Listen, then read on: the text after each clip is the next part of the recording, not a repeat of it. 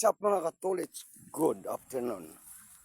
Dami mga anak ng laya dito mga katolits. Oh, dami oh. Yan, dami. At ito naman yung natin kahan natin mga katolits, sinog na oh. Konting na lang. Sinog na oh. Yan. Puntahan natin patungo ng doon sa baba mga katolits. Tingnan natin kung talagang sitwasyon.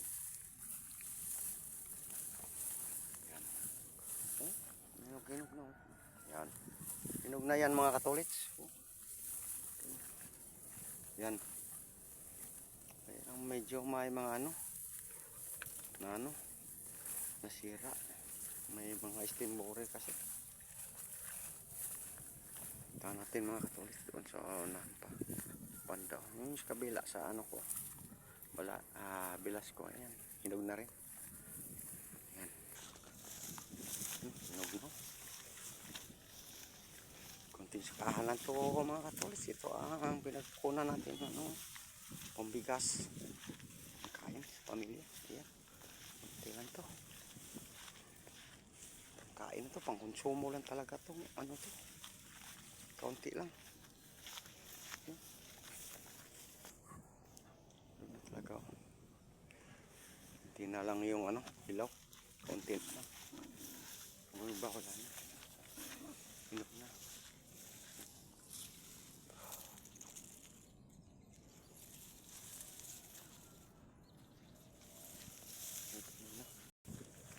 Yan. Hinog na. Ilang araw lang ito mga katolits. Siguro sa mga pizza ngayon. 22. 6 days na.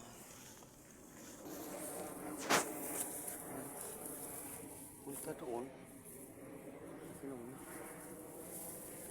Punta rito.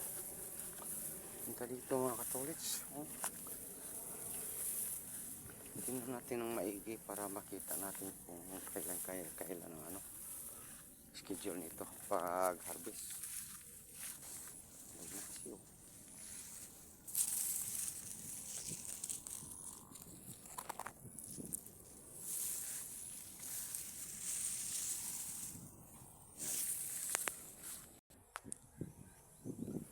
Yan mga katolits, hinog na.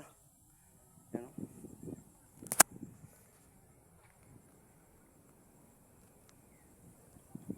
Hinog na talaga ito mga katolits. Ayan o.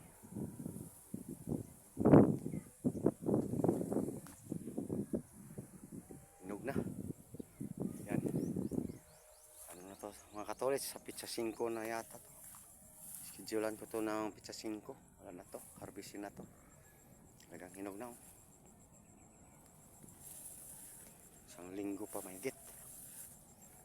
Mga katolits, sunod magagawin natin, paki-follow, like, and share lang. Babu!